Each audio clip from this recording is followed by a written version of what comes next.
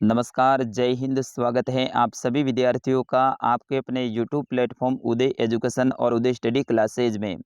विद्यार्थियों, आज के इस वीडियो में अपन डिस्कस करने वाले हैं बोर्ड एग्जाम 2023 की दृष्टि से इम्पोर्टेंट कक्षा 8 के विज्ञान विषय के पेपर के बारे में, जो कि आपके आने वाले बोर्ड एग्जाम की दृष्टि से वेरी वेरी मोस्ट इम्पोर्टेंट रहने वाला है।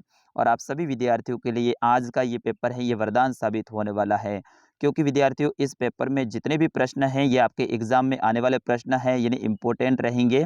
इसके साथ ही सारे प्रश्नों का हम फुल सॉल्यूशन लेके आए हैं, यानी प्रत्येक प्रश्न का उत्तर भी साथ में लिख कर आए हैं। आप जैसे लाखों विद्यार्थियों के लिए हम प्रयास कर रहे हैं, ताकि आप जैसे लाखों विद्यार्थी हैं वो अच्छे अंकों के साथ में बोर्ड के एग्ज़ाम में उत्तीर्ण हो। हमारा यही प्रयास है और उसी प्रयास की ओर हम अग्रसर होते हुए आज आपके लिए साइंस का पेपर लेके आए हैं, जो कि आपके एग्ज़ाम की दृष्टि से वेरी वेरी मोस्ट इम्पोर्टेंट रहेगा। देखिए विद्यार्थियों, अभी तक आपने कुछ भी नहीं पढ़ा है और आपको कुछ भी याद नहीं है, तो आप इस पेपर को अच्छे से याद करके जाइएगा, इस पेपर को अच्छे से देख के जाइएगा एग्ज़ाम में। बिल्कुल मैं वादा करता हूँ कि आप एग्ज़ाम में अच्छा स्कोर करके आएँगे, क्योंकि यहाँ पे जितने भी प्रश्न हैं ये सारे के सारे आपके पूर्णतः सिलेबस पर आधारित हैं। सिलेबस क्या होता है विद्यार्थियों कि बोर्ड है वो सबसे पहले आपके लिए सिलेबस जारी करता है, यानी किस पार्ट में से कितने नंबर के प्रश्न आएंगे वो बोर्ड आपके लिए जारी करता है। और फिर उसके बाद में उस पार्ट में से मान लो कोई आपका दूसरा पार्ट है, तो दूसरा पार्ट है आपके बोर्ड ने बता दिया कि 2 नंबर का आएगा उसमें से प्रश्न, तो हमने भी इस पेपर में दूसरे पार्ट में से 2 नंबर का जो प्रश्न इंपॉर्टेंट बन रहा है वही हमने शामिल किया। इस तरह से आपका ये पेपर तैयार किया है, बड़ी ही गहनता के साथ में और बड़ी सावधानी पूर्वक आपके लिए ये पेपर तैयार किया है। स्पेशल इस पेपर को तैयार करने में हमारे जो साइंस के सर हैं श्याम जी सर, उनका योगदान रहा है, तो उनको भी एक बार हम धन्यवाद देना चाहेंगे।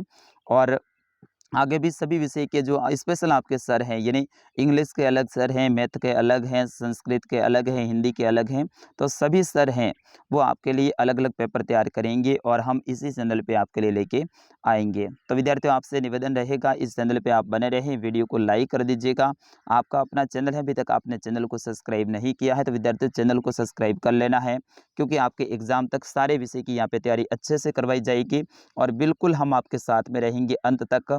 और आपको बोर्ड एग्ज़ाम में बिल्कुल बेस्ट स्कोर के साथ में पास करवाने का हम वादा करते हैं। आपको थोड़ी-सी खुद भी सेल्फ स्टडी करनी है और आप समय-समय पे जब भी आपको समय मिले तो आप हमारे पेपर देखा करें। और ये पेपर हैं ये आपके लिए वरदान साबित होने वाले हैं, क्योंकि सारे पेपर हम जितने भी लेके आएँगे, सभी प्रश्न पेपर हैं वो उत्तर सहित लेके आएँगे, ताकि आप जैसे लाखों विद्यार्थियों को फ़ायदा हो सके।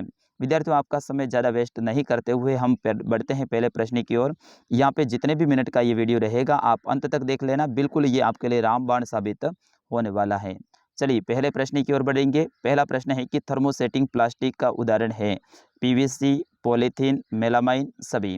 तो विद्यार्थियों इसका सही आंसर होगा थर्मोसेटिंग प्लास्टिक का उदाहरण है वो मेलामाइन है, तो ऑप्शन नंबर स रहेगा इसका सही उत्तर। अगला प्रश्न है प्रश्न संख्या 2, पीसीआरए का संबंध है अच्छी शिक्षा से, पेट्रोल डीजल बचाने से, वाहन चलाने से या फिर प्रेसकरण से। तो विद्यार्थियों इसका सही आंसर होगा पीसीआरए का संबंध पेट्रोल और डीजल को बचाने से है। बढ़ते हैं अगले प्रश्न की ओर। अगला प्रश्न है आपका तीसरा, आग को नियंत्रित करने वाली गैस कौन सी है? Oxygen, nitrogen, hydrogen, carbon dioxide. तो विद्यार्थियों इसका सही आंसर क्या होगा? आग को नियंत्रित करने वाली गैस है वो कार्बन डाइऑक्साइड है, तो ऑप्शन नंबर द रहेगा इसका सही उत्तर। विद्यार्थियों इस पेपर को आपको पढ़ना है तो बिल्कुल वीडियो के बीच में हम आपको बताने वाले हैं, पूरा का पूरा आपको पेपर डाउनलोड करने के लिए मिलेगा और अच्छे से पूरा उत्तर सहित पेपर आपको मिलने वाला है। कैसे मिलेगा वो वीडियो के बीच में हम आपको बताने वाले हैं, इसके लिए आपको वीडियो को पूरा देखना पड़ेगा। चलिए अगला प्रश्न है कि निम्न कथन को असत्य और सत्य के रूप में चिन्हित कीजिए, यानी असत्य है तो असत्य लिखना है, सत्य है तो सत्य लिखना है। तो इसमें देखिए श्रोता, एस्ट्रोजन पुरुष हार्मोन है, क्या सत्य है या फिर असत्य है? तो विद्यार्थियों इसका सही आंसर होगा ये असत्य है, एस्ट्रोजन पुरुष हार्मोन नहीं है, तो ये असत्य हो जाएगा। सजातीय आवेश एक दूसरे को आकर्षित करते हैं, तो ये भी असत्य है, क्योंकि सजातीय आवेश है वो एक दूसरे को आकर्षित नहीं करते हैं। अगला देखिए, मेथेन एक पौधागर गैस है, बिल्कुल ये सही बात है, मेथेन है ये एक पौधागर गैस है। बढ़ते हैं अगले प्रश्न की ओर। अगला प्रश्न है प्रश्न संख्या 7, कोई व्यक्ति आग से झुलस रहा है तो आप उस समय आग को कैसे नियंत्रित करोगे? तो विद्यार्थियों इसका सही आंसर होगा तुरंत आग बुझाने के लिए हम किसी कपड़े या फिर कंबल का प्रयोग करके उस व्यक्ति को ढक लेंगे, जिससे आग और वायु के बीच का संपर्क टूट जाएगा और आग है वो बुझ जाएगी। तो इस तरह से अपन कोई व्यक्ति आग से झुलस रहा है तो उनकी अपन हेल्प करेंगे। अगला प्रश्न है प्रश्न संख्या 8। ये सारे के सारे प्रश्न आपके बोर्ड के एग्जाम में आने वाले हैं, वेरी वेरी मोस्ट इंपॉर्टेंट है। निषेचन किसे कहते हैं और ये कितने प्रकार का होता है? तो विद्यार्थियों इसका सही आंसर होगा निषेचन शुक्राणु व अंडाणु का संलयन निषेचन कहलाता है। ये दो प्रकार का होता है, बाह्य निषेचन और आंतरिक निषेचन। विद्यार्थियों ये आपके लिए वरदान साबित होने वाला है, ये very very most important paper है। अगले प्रश्न की ओर बढ़ेंगे। प्रश्न संख्या 9। कायांतरण किसे कहते हैं?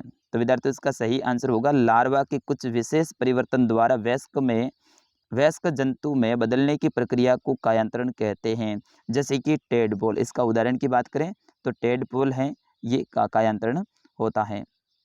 अगला प्रश्न है प्रश्न संख्या 10। भूकंप आने के दो कारण लिखिए। ये प्रश्न है ना आपके एग्जाम में पक्का आएगा।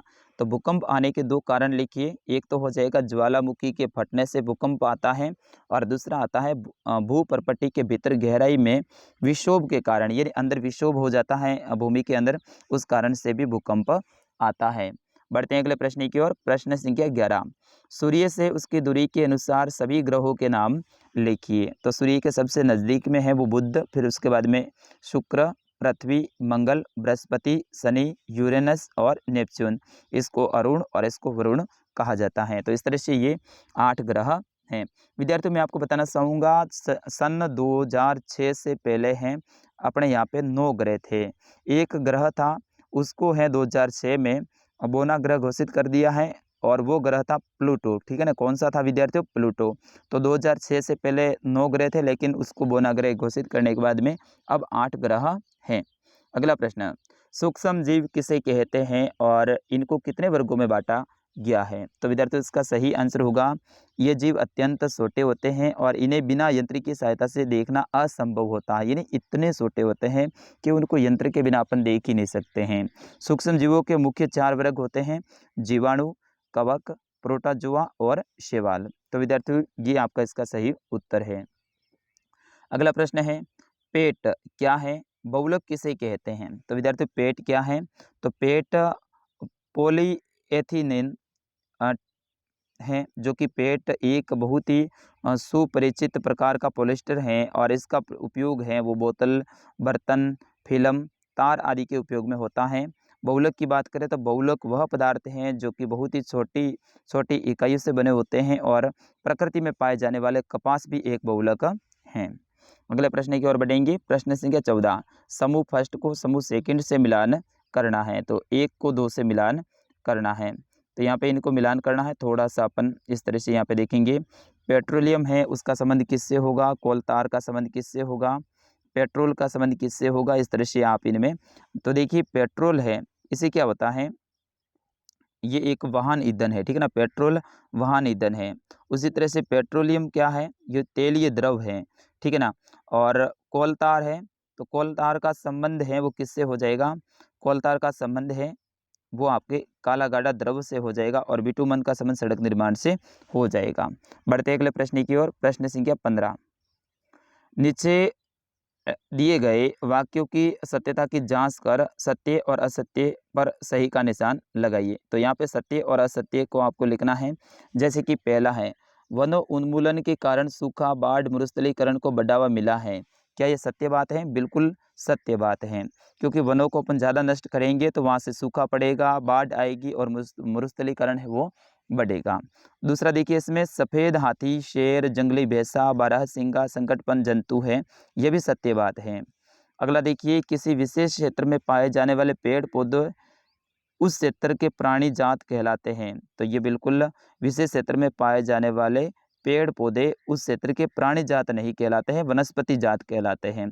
तो ये असत्य हो जाएगा, प्राणी जात तो उसमें जीव जंतु होंगे ना। और लास्ट देखिए पृथ्वी का वह भाग जहाँ पे सजीव पाए जाते हैं जलमंडल कहलाता है, ये भी असत्य है। पृथ्वी का वह भाग जहाँ पे सजीव पाए जाते हैं जैवमंडल कहलाता है। यहाँ पे जलमंडल मतलब ये तो पानी की बात हो गई, तो ये असत्य बात हैं। विद्यार्थियों, अब आपको मैं बताना चाहूँगा, पेपर डाउनलोड करना है तो गूगल में जाना है और गूगल में जाने के बाद में आपको सर्च करना है उदय स्टडी। क्या करना है विद्यार्थियों? उदय स्टडी, ठीक है ना।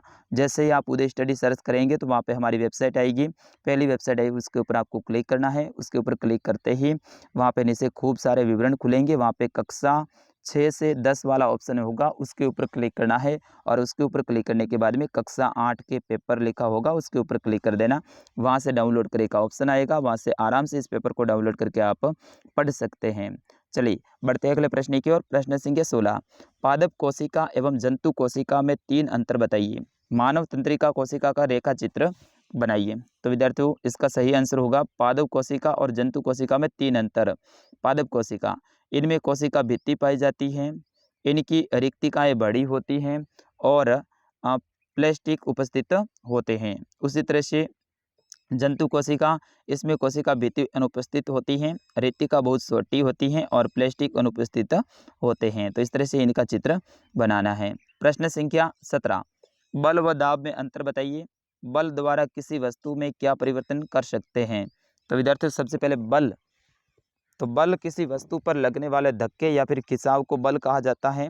मात्रक इसका न्यूटन हो जाएगा और इसको लिखना है तो FMA के माध्यम से आप लिख सकते हैं।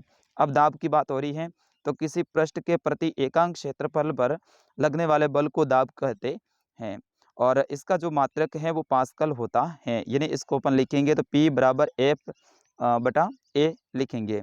अगला देखिए, इसमें वस्तु की गति में परिवर्तन और वस्तु की गति की दिशा में परिवर्तन होता है। अगला प्रश्न बढ़ते हैं। प्रश्न संख्या 18, वर्णन कीजिए कि घर्षण किस प्रकार शत्रु और मित्र दोनों ही हैं। आपको वर्णन करना है कि घर्षण है वो शत्रु भी हैं और मित्र भी हैं, तो किस प्रकार से है इसका आपको वर्णन करना है। तो देखिए, घर्षण शत्रु हैं। शत्रु किस प्रकार से हैं? देखिए, घर्षण के कारण गति करती हुई वस्तु की ऊर्जा की काफ़ी मात्रा बढ़ जाती है और वो व्यर्थ चली जाती है। दूसरा होता है कि घर्षण के कारण मशीनों की दक्षता का ह्रास होता है। तीसरा इसमें है घर्षण के कारण शत्रु हैं, तो कभी कभी ज़्यादा घर्षण के कारण मशीनें हैं वो जल जाती हैं। अब मित्र कैसे हैं घर्षण? देखिए, तो घर्षण बल में पृथ्वी की सतह पर चलने में सहायता करता है। यानी घर्षण के माध्यम से अपन पृथ्वी की सतह पे चल सकते हैं। यदि घर्षण ना हो तो कोई भी भवन निर्माण नहीं हो सकता है और घर्षण बल वाहन को रोकने में भी सहायता करता है।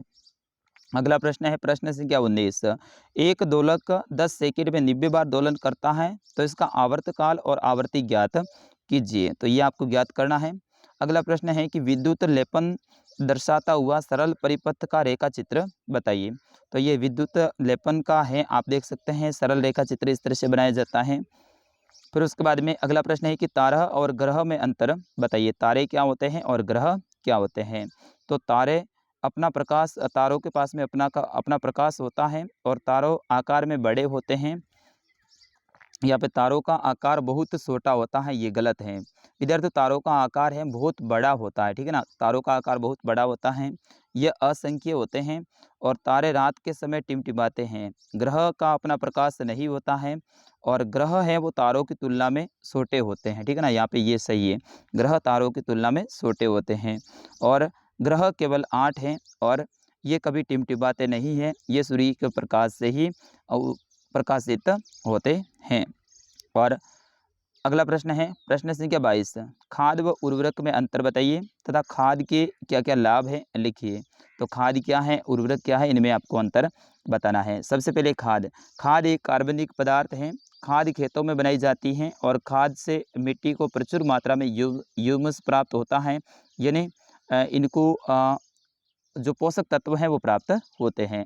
उर्वरक क्या है? तो उर्वरक एक रासायनिक पदार्थ है। उर्वरक का उत्पादन फैक्ट्रियों में होता है और उर्वरक से मिट्टी को ह्यूमस प्राप्त नहीं होता है, यानी इतने पोषक तत्व प्राप्त नहीं होते हैं जितने खाद से होते हैं। खाद के लाभ की बात करें तो इससे मिट्टी की जल धारण क्षमता में वृद्धि होती है, यानी मिट्टी है वो जल धारण करने की क्षमता में वृद्धि होती है। ये मिट्टी के गठन को सुधारने में सहायक होता है और इससे मित्र जीवाणुओं की संख्या में भी वृद्धि होती है और इससे मिट्टी है वो भूर-भूरी और सरंध्र हो जाती हैं। या फिर अथवा में आपके लिए ऑप्शन प्रश्न आ जाएगा, सिंचाई किसे कहते हैं, सिंचाई की पारंपरिक और आधुनिक विधियों के बारे में लिखिए। तो ये भी वेरी वेरी मोस्ट इंपॉर्टेंट प्रश्न है, विद्यार्थियों याद करके जाइएगा। अगला प्रश्न है प्रश्न संख्या 23, धातु और अधातु के प्रमुख उपयोग लिखिए। यानी धातु के प्रमुख उपयोग लिखने हैं और अधातु के प्रमुख उपयोग लिखने हैं। सबसे पहले धातु, धातुओं का उपयोग मशीनें बनाने में, मोटर, गाड़ियाँ, वायुयान, रेलगाड़ियाँ आदि के निर्माण में होता है। धातु का उपयोग उपग्रह निर्माण में भी किया जाता है। यानी उपग्रह जो ऊपर सैटेलाइट छोड़ जाते हैं तो उसके निर्माण में भी धातु का ही उपयोग होता है। और औद्योगिक सामान यानी उद्योगों के अंदर जो सामान होता है वो भी धातुओं से बनाया जाता है। खाना बनाने के पात्र का निर्माण धातुओं से होता है। जितने भी अपने बर्तन हैं ये सारे के सारे धातु के बने होते हैं। अधातु, हम श्वसन के लिए जो प्राणवायु लेते हैं उसका निर्माण ऑक्सीजन से होता है, जो कि अधातु है। उर्वरक के निर्माण में अधातुओं का उपयोग होता है और जल के शुद्धिकरण में भी अधातु का उपयोग होता है। या फिर ये प्रश्न नहीं आता है तो अथवा में आपके लिए ऑप्शन आ जाएगा, तन्यता और आघात वर्धनीयता में अंतर स्पष्ट कीजिए, धातु और अधातु में कोई 4 अंतर लिखिए। ये प्रश्न आपके 6 नंबर के रहने वाले विद्यार्थी, वेरी वेरी मोस्ट इंपॉर्टेंट है। पासबुक में से अच्छे से इस प्रश्न को आप याद कर लीजिएगा, स्क्रीनशॉट ले लीजिएगा। और प्रश्न संख्या 24 है, मानव नेत्र का नामांकित चित्र बनाइए। यानी मानव आँख का नामांकित चित्र बनाना है तो इस तरह से आँख बनानी है विद्यार्थी। ये चित्र आपके लिए वेरी वेरी मोस्ट इंपॉर्टेंट रहेगा। और इसी में दूसरा प्रश्न है कि सड़क सुरक्षा के कोई 4 प्रमुख चित्र बनाकर उनके अर्थ लिखिए। तो ये सड़क सुरक्षा के 4 चित्र हैं, यू टर्न, ओवरटेक निषेध, ठीक है ना, प्रवेश निषेध और पैदल पार पथ, जेब्रा क्रॉसिंग। तो इस तरह से ये आपके इनके हो जाएंगे। इसी में अथवा में अगर आपको करना है तो 2 और प्रश्न मिलेंगे, ये भी इंपॉर्टेंट रहेगा। परावर्तन किसे कहते हैं, नियमित और विस्तृत परावर्तन में अंतर बताइए और इसके क्या नियम है लिखिए। सड़क दुर्घटना के प्रमुख कारण क्या क्या हैं वो आपको लिखने हैं। तो विद्यार्थियों ये था विज्ञान का पूरा पेपर जो कि मैंने आपको हल करवा दिया है। अब इस पेपर को डाउनलोड करना है तो आप गूगल में जाइए और गूगल में जाने के बाद में आपके फ़ोन में गूगल होगा ना, उसके अंदर जाइए और फिर वहाँ जाने के बाद में आपको लिखना है उदय, UDAY, फिर उसके बाद में स्टडी, उदय स्टडी .com लिखो या नहीं लिखो तो भी चलेगा, उदय स्टडी इतना ही लिख देना।